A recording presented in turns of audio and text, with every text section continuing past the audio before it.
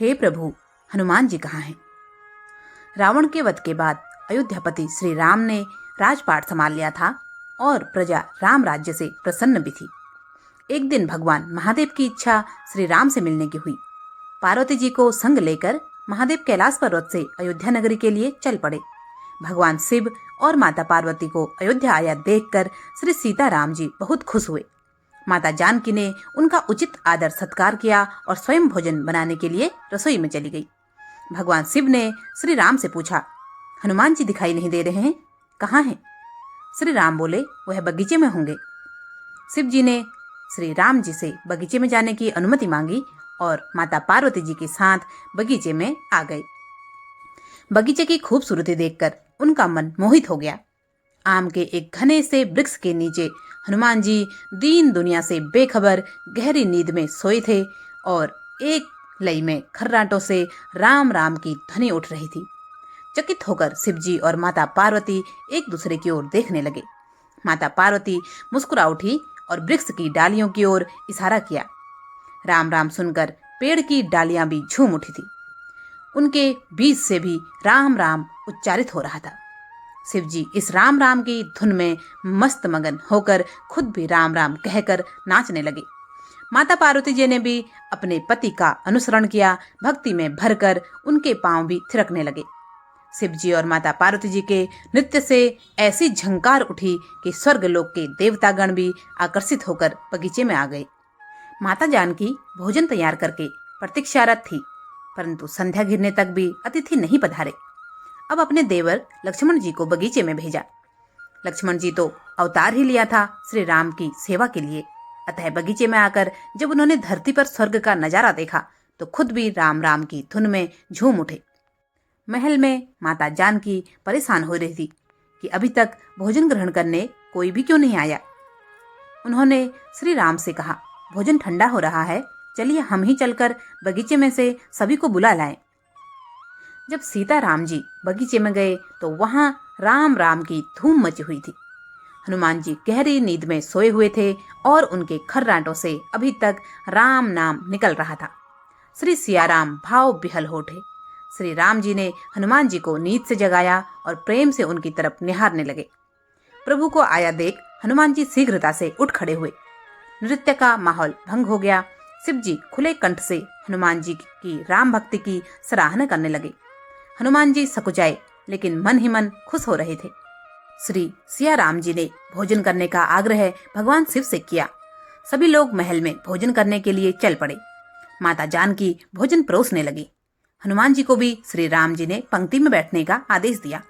हनुमान जी बैठ तो गए, परंतु आदत ऐसी थी कि श्री राम के भोजन के उपरांत ही सभी भोजन करते थे।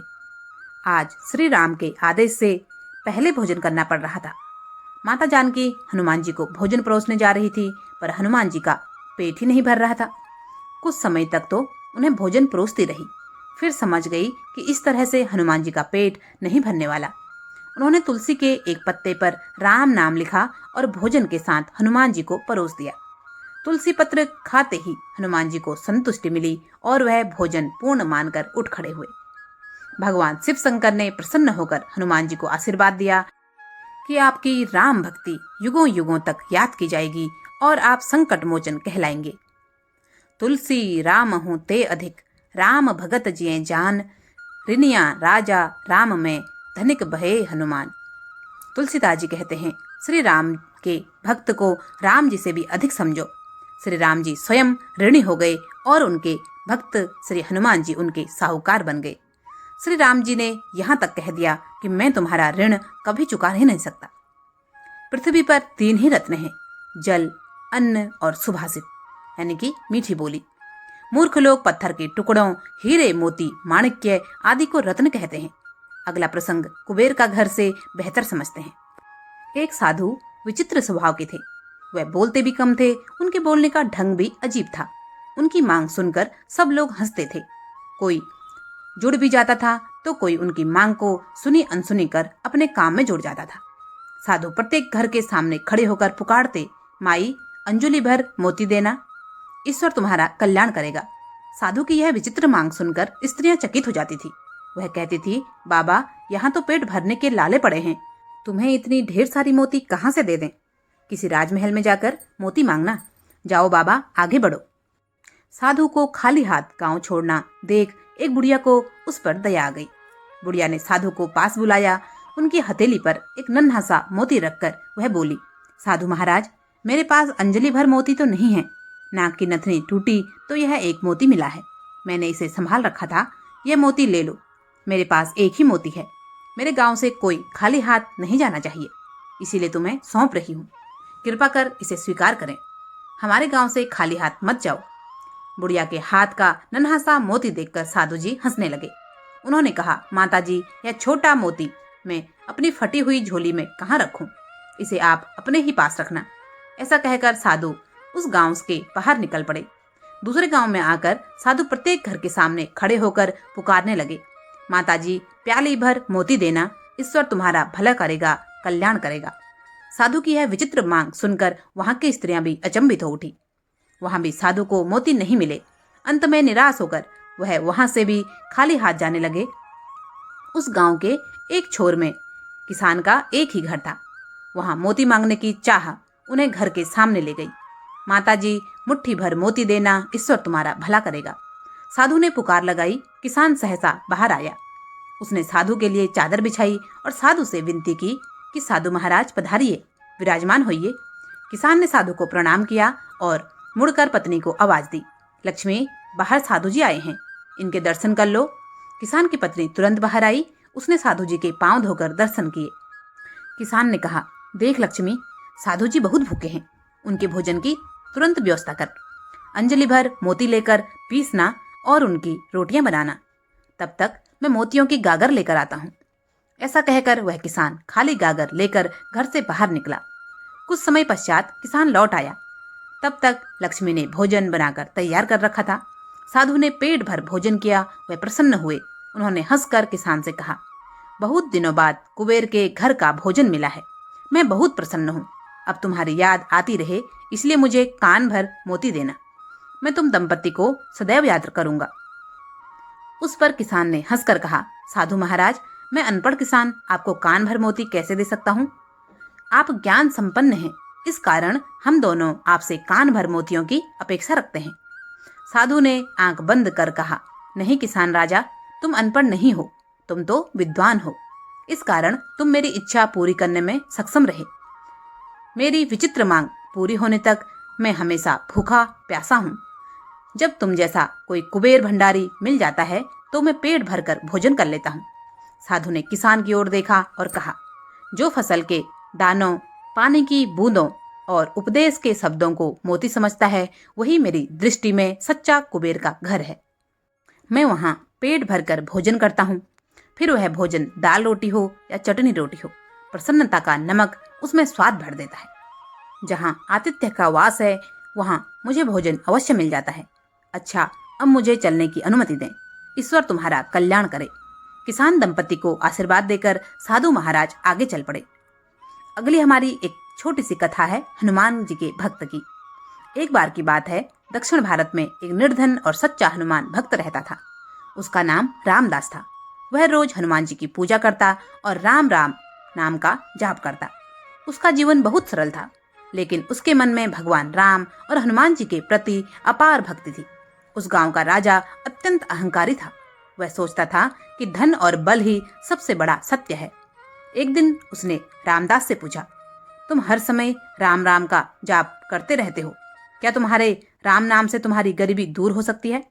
रामदास ने विनम्रता से उत्तर दिया, राजन, राम राम के बल से सभी समस्याओं का समाधान संभव है। यह सबसे बड़ा धन है। राजा ने उसका उपहास किया और उससे एक चुनौती दी। उसने कहा, अगर राम नाम इतना शक्तिशाली है तो मैं तुम्हें खजाने से भरा हुआ एक बर्तन देता हूँ। इसे अपने राम नाम के बल से सुरक्षित रखना। अगर चोरी हो गई तो तुम्हें दंड मिलेगा। रामदास ने हनुमान जी को स्मरण किया और बर्तन को अपने घर ले गया। उसने बर्तन के पास बैठकर राम राम का जाप करना शुरू कर दिया। उसी रात राजा ने अपनी सेना के सैनिकों को भेजा और आदेश दिया कि वे चोरी छिपे खजाने का बर्तन ले आएं, ताकि रामदास को दंडित किया जा सके। लेकिन जैसे ही सैनिक बर्तन को उठाने लगे, हनुमान जी वहां प्रकट होकर अपनी गदा से उन्हें रोक दिया। सैनिक भयभीत होकर भाग गए और राजा को पूरी बात बताई। राजा ने स्वयं जाकर देखा और पाया कि रामदास अभी भी राम राम का जाप कर रहा था और बर्तन सुरक्षित था। राजा को अपनी गलती का एहसास हुआ। उसने रामदास से क्षमा मांगी और समझा कि राम नाम और हनुमान जी की कृपा से हर संकट टाला जा सकता है। तुलसी राम सुदीठ ते निबल होत बलवान, बैर बाल सुग्रीव के कहा कि यो हनुमान। श्री राम की शुभ दृष्टि से निर्बल भी बलवान हो जाते हैं। सुग्रीव और बाली के वैर में हनुमान जी ने भला क्या किया, परंतु वही श्री राम जी की कृपा से महान वीर हो गए। हनुमान जी अपने भक्तों की हर प्रकार से रक्षा करते हैं। राम राम की महिमा अपरंपार है और सच्चे विश्वास के साथ इसे जपने से जीवन के सभी संकट हल हो जाते हैं। हनुमान जी के प्रति श्रद्धा और राम नाम के प्रति विश्वास हमें जीवन में हर परिस्थिति में आशा और साहस प्रदान करता है। कहानी यदि पसंद आई हो तो कृपया वीडियो को एक लाइक जरूर करें। चैनल को अभी तक भी सब्सक्राइब नहीं किया है तो कृपया सब्सक्राइब अवश्य करें। आप दुनिया के कौन से कोने से यह वीडियो देख रहे हैं कृपया कमेंट बॉक्स में जरूर बताएं। पिछला धन्यवाद जाता है राजेंद्र कौर जी MP से, प्रभुनाथ मिश्रा जी अरे राज ईस्ट चंपारण से, विजय प्रताप सिंह जी प्रयागराज UP से। अपना नाम और जगह बताने के लिए आपका बहुत बहुत धन्यवाद। वीडियो में अंत तक बने रहने के लिए आप सभी का दिल से बहुत बहुत धन्यवाद। जय जय श्री राम। कलयुग में प्रभु ध्यान से रिझे, त्रेता युग में यज्ञ किए से, द्वापर में संतुष्ट हो प्रभु जी, विधिवत पूजा अर्घ्य दिए से। ज्ञान न ध्यान न यज्ञ न पूजा, ज्ञान न ध्यान न यज्ञ न पूजा, नाम जपो बस सच्चे ही ऐसे। कलयुग में कीर्तन प्रिय हरि को, सदगति दे बस नाम लिए से। कलयुग में कीर्तन प्रिय हरि को, सदगति दे बस नाम लिए से। जय सिया राम।